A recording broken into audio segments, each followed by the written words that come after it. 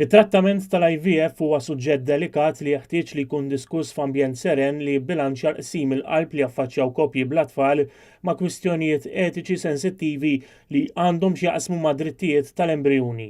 Hekk saħqet il-President ta' Malta Mary Louise Colejro Preca fi stqarrija li appellat għal kalma u għal perjodu itwal ta' riflessjoni sabiex il-vuċijiet kollha jinstemaw.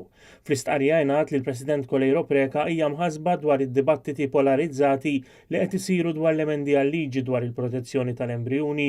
Dan it-tip ta' dibattitu ma jgħinx kostruttivament biex jiġu mifhuma b'mod holistiku l-implikazzjonijiet umani, soċjali, etiċi u mediċi.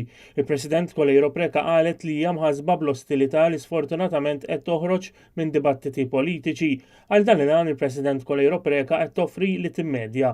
Hija qed tistieden lil parlamentari, lis soċjetà ċivili u l-stakeholders kollha biex jiġu flimkien madwar il-mejda biex ikollhom dibattitu informat li jaqgħad flimkien il-konsiderazzjonijiet etiċi u morali mal-għarfien xjentifiku għal-liġi li tkun tirrifletti b'mod sħiħ il-potenzjal mediku u l-implikazzjonijiet pożittivi u negattivi għas-soċjetà. B'reazzjoni għal din l-istqarrija, il-Life Network Foundation saħqet li taqbel mal-proposta tal-President ta' Malta li għandu jitwal il-perjodu ta' riflessjoni.